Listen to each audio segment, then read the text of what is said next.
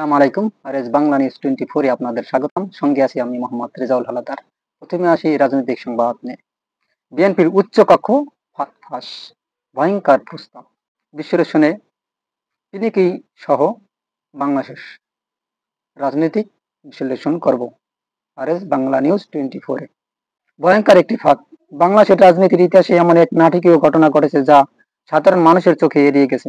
কিন্তু এবার যা ফাঁস হলো তা শুধু রাজনীতি নয়, দেশের ভবিষ্যৎ দিশাকেই পাল্টে দিতে পারে। কি সেই প্রস্তাব, কে দিল, কেন পিনাকি ভট্টাচার্য এই বিষয়ে মুখ খুললেন? এই ভিডিওতে থাকছে সব অজানা তথ্য, গোপন উচ্চকক্ষের আলোচনা এবং ভয়ঙ্কর এক প্রস্তাবের নেপথ্যের কাহিনী। উচ্চকক্ষ বলতে কি বোঝানো হচ্ছে? রাজনৈতিক উচ্চ পর্যায়ের সেই আলোচনার পটভূমি যেটা জনগণ জানে না। কিভাবে বিএনপির ভিতরে একটি ভিন্ন মতের গোষ্ঠী গড়ে উঠছে? পিনাকি ভট্টাচার্য সম্প্রতি মন্তব্য, এই বিএনপি নয়, অন্য কিছু গড়ে তোলার চক্রান্ত চলছে। সোর্স হিসাবে উঠে আসে ইউরোপীয় কিছু গোয়েন্দা ও রাজনৈতিক সংস্থার সংযোগ। পিনাকি ইউরোপের অবস্থান, বিএনপির এর শীর্ষ নেতৃত্বের মধ্যে ফাটল। লন্ডন বনাম ঢাকার রাজনীতির স্ট্র্যাটেজি। ভয়ঙ্কর প্রস্তাব, কারা দিল, কেন দিল? ভয়ঙ্কর সেই প্রস্তাব কি ছিল? বাংলাদেশ একটি কেয়ারটেকার নয়, আন্তর্জাতিক তত্ত্বাবধানে অন্তর্বর্তীকালীন সরকার গঠনের পরিকল্পনা। ডক্টর মোহাম্মদ ইউনূস তিনি বর্তমানে অন্তর্বর্তী সরকারের প্রধান আছেন। বিএনপির নির্দিষ্ট কিছু নেতার সাথে ইউরোপীয় ও আমেরিকার এনজিও, রাষ্ট্রদূত এবং সিভিল সোসাইটি প্রতিবেদনের গোপন বৈঠক। প্রস্তাবের পিছনে ইঙ্গিত, বিএনপির ক্ষমতায় এলে নয়া সংবিধান, সেনা সংস্কার, রাজনীতির রিস্ট্রাকচারিং। পিনাকি ভট্টাচার্য বলেন, একটি শ্যাডো গভর্নমেন্ট এর মতো কিছু গঠনের পরিকল্পনা চলছে, যেখানে নির্বাচন নয়, শুধু কূটনৈতিক চুক্তিরই সরকার গঠনের ছক আঁকা হচ্ছে। পিনাকি ভট্টাচার্যের অবস্থান ও উদ্দেশ্য। পিনাকি এই পরিকল্পনার অংশ ছিলেন নাকি তিনি হঠাৎ আলাদা হয়ে গেলেন? তার সাম্প্রতিক ফেসবুক লাইভ, ব্লগ ও ইউরোপ ভিত্তিক বক্তব্য, আমি সত্যি বলছি, ইতিহাস আমাকে ছাড়বে না। আরএস বাংলা নিউজ 24 বিশ্লেষণ, পিনাকি সত্যি বলছেন নাকি আরো একটি মিথ্যার ধোঁয়াশা তৈরি করছেন?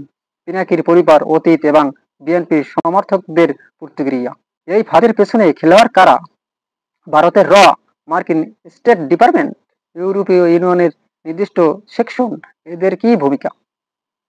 বাংলাদেশে নতুন একটি সিস্টেম বসানোর লক্ষ্যে আওয়ামী লীগ নয়, বিএনপি নয়, তৃতীয় শক্তি।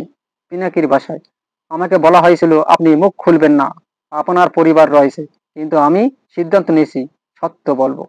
বিএনপির মিছিল, পিনাকির কথাবার্তা এবং বিদেশি দূতাবাস।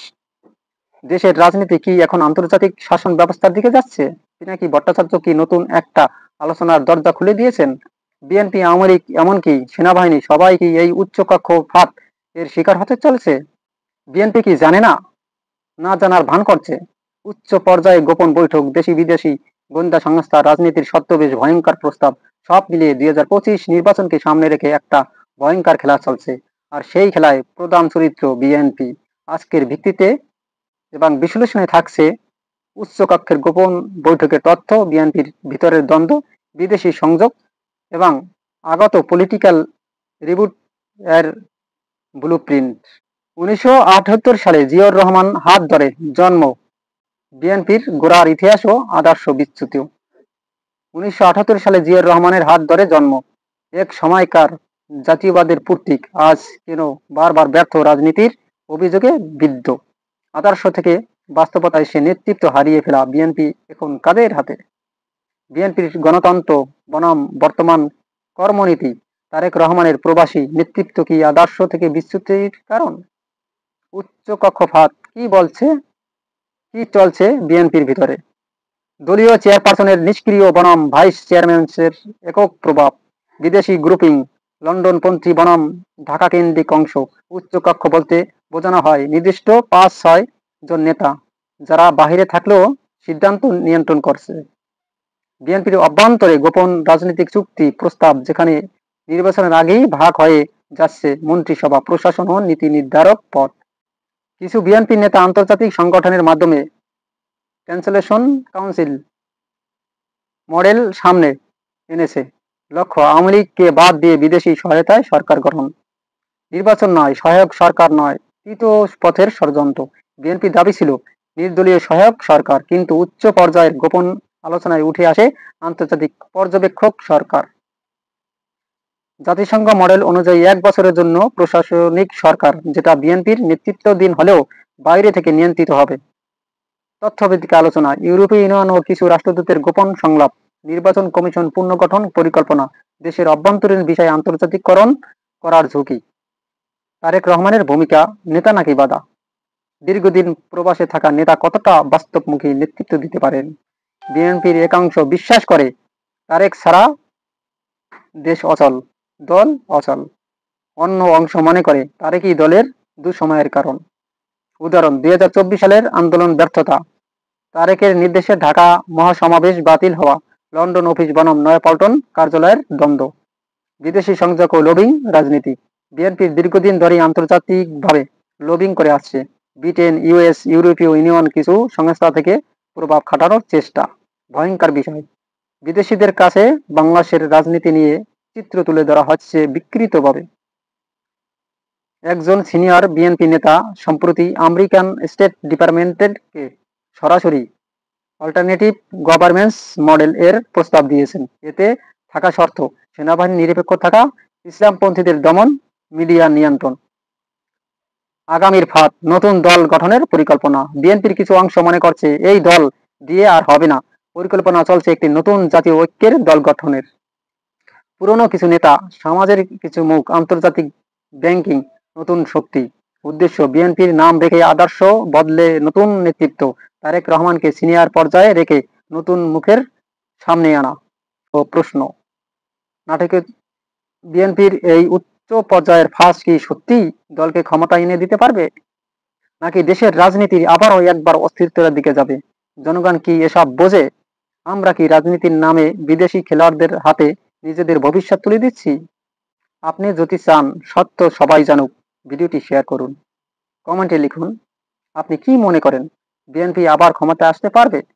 আপনার ধারণা অবশ্যই আমার কাছে অত্যন্ত মূল্যবান, তবে আর একটু বিস্তারিত আলোচনা না করলেই নয়।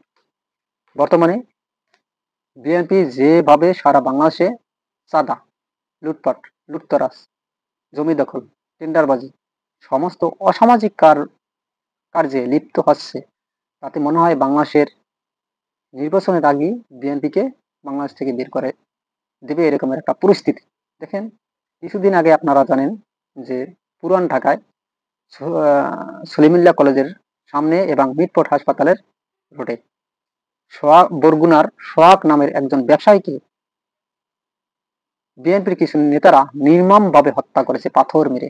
যা দেখলে, ভিডিওটি ভাইরাল হয়েছে, যা দেখলে মানুষের লোম দাঁড়িয়ে যাবে। এমন অমানসিক নির্মম হত্যা আমার জীবনে আর আমি দেখিনি।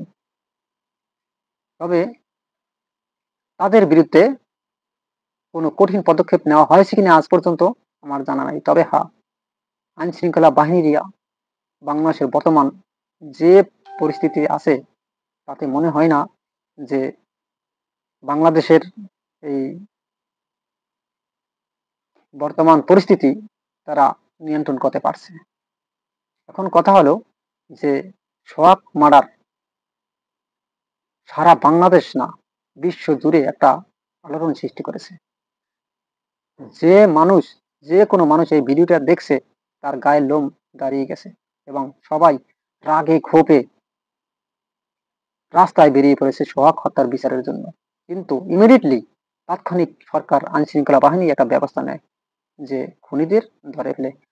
অলরেডি 5 জন খুনকে ধরা হয়েছে। এখন কথা হলো, এই যে বিএনপি টেন্ডারবাজি, চাঁদাবাজি এবং জমি দখলের মতো জঘন্য কাজে লিপ্ত হয়, এসব কি আইন দেখে না? আচ্ছা, যদি দেখে তাহলে এই চাঁদাবাজদের কেন তারা উচ্ছেদ করে না? তার মানে আওয়ামী লীগ কি খেয়ে গেছে, আবার বিএনপি কি এরকম চাঁদাবাজি, টেন্ডারবাজি করে জমি দখল করে খাবে, এই ধান্দায় আছে? তাহলে বাংলাদেশের পরিস্থিতি কি হবে? আমরা কাদের বিশ্বাস করব?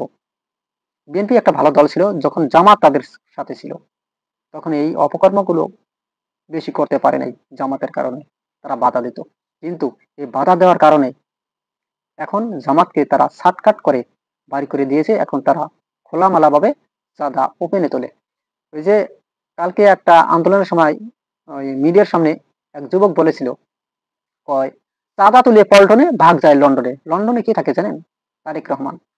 এখন সবাই বলতেছে তারেক জিয়া, ফখরুল, বড় বড় নেতা যারা আছে সবাই এই চাঁদার ভাগ নেয় এবং ইলেকশনের জন্য, নির্বাচনের জন্য এই চাঁদা টাকা দিয়ে তারা নির্বাচন করে, কেননা তাদের কাছে টাকা পয়সা নেই। আসলে তো নেই, 17 বছর তো তারা না খেয়ে আছে। এখন যদি আপনি না খেয়ে থাকেন তাহলে কি বাংলাদেশের সাধারণ মানুষের এবং ব্যবসায়ীদের এই মেরে তারপর হত্যা করে, এই অমানসিক নৃশংস হত্যা করে তারপর আপনারা চাঁদা তুলবেন, তারপর আপনারা দল চালাবেন? এটা কেমন কথা ভাই? এটা কোন দেশে আছি আমরা? আমরা তো বর্বরা যুগকে, জাহিলিয়া যুগকেও মনে হয় আমরা ছাড়িয়ে যাচ্ছি অলরেডি। এই বরগুনার সোহাগ ছেলেটা কি অন্যায় করেছিল? সে চাঁদা দেবে না। সে তো সত্যি কথা বলছে, আমি কেন চাঁদা দেবো? আমি স্বাধীন বাংলাদেশে বসবাস করতে আছি। তাছাড়া 24-এ নাকি আবার স্বাধীন হয়েছে। কোথায় স্বাধীনতা ভাই? আমি তো দেখতে পাচ্ছি না যে স্বাধীনতা। তবে বিএনপি একটা ফাঁদ পেতেছে। তারা যদি ক্ষমতায় না এসেই এতটা পাওয়ার দেখিয়ে সারা বাংলাদেশ থেকে চাঁদা তুলে খেতে পারে এবং পেছনের সাথেও জড়িত থাকে বিভিন্ন নেতারা, তাহলে যদি এরা ক্ষমতায় আয় কতটা বেপরোয়া হবে একবার চিন্তা করলেই আপনারা দেখুন, ভাব বুঝে যাবেন কতটা বেপরোয়া হবে। তবে আমি কারো পক্ষে বা কারো বিরুদ্ধে খারাপ মন্তব্য করতে চাই না, যেগুলো সত্য কথা। কারণ সোহাগের বাড়ি আমাদের বরিশালে, বরগুনায়। অর্থাৎ আমি তার পক্ষ নিয়ে দু একটা কথা বলতেই পারি, কিন্তু তাই বলে আমি বিএনপিকে খারাপ ভাবি বা ভালোবাসি না, এটা কোনো কথা না। আমি জিয়াউর রহমানকে ভালো জানি, ভালোবাসি, তার আদর্শ আমার ভালো লাগে। কিন্তু বর্তমানে যে কার্যকলাপ হচ্ছে, এই বিএনপিকে এখনো মানুষ সম্মানের চোখে দেখে, তার কারণ জিয়াউর রহমান এবং খালেদা জিয়া। আর অন্য কোনো পার্সন নেই। যারা আছে সবাই দুর্নীতির সাথে জড়িত। তা না হলে তাদের নেতাদের বারবার বলা সত্ত্বেও তারা কেন চাঁদাবাজি করবে? চাঁদাবাজি করে করে তো লিমিট ছাড়া। দেখেন, একটা ছেলে চাঁদা দেয় না, তাই তাকে পাথর মেরে তার বুকের পাঁজরগুলো ভেঙে কলিজা টুকরো টুকরো হয়ে গেছে। অর্থাৎ খণ্ড বিখণ্ড হয়ে গেছে। বুকের পাঁজর এত জোরে জোরে পাথর মেরেছে এবং কলিজা ফেটে চূর্ণ বিচূর্ণ হয়ে গেছে এবং মাথার মজক বের হয়ে গেছে পাথর মারার ইতে। তাহলে এতটা নির্মম হত্যা এই বাংলাদেশে কেউ সহ্য করবে?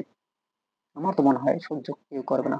এবং বিএনপিকে আগাম বার্তা দিতেছি, আপনারা আপনাদের নেতাদেরকে কন্ট্রোল করার চেষ্টা করুন। তা না হলে ওই আওয়ামী লীগের মতোই আপনাদের অবস্থা হবে। আজ যদি ভিডিওটি ভালো লাগে অবশ্যই আমার চ্যানেলটি সাবস্ক্রাইব করুন, লাইক ও শেয়ার করুন, যাতে আমি পরবর্তীতে আরেকটি ভিডিও বানানোর অনুপ্রেরণা পাই। আজ এ পর্যন্ত। আসসালামু আলাইকুম ওয়া রাহমাতুল্লাহি ওয়া বারাকাতুহু।